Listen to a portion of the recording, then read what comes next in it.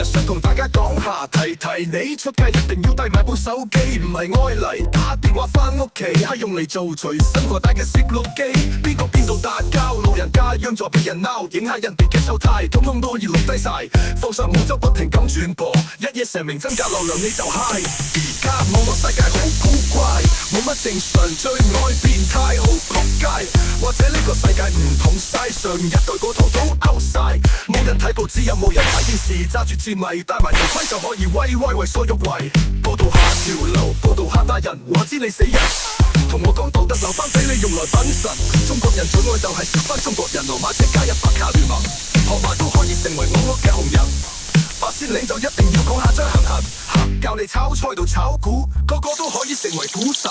預測明年樓市同埋股市，幾時可以瞓身假，幾時可以走人，錯咗就關人，唔好怪我係你自己亂咁信人。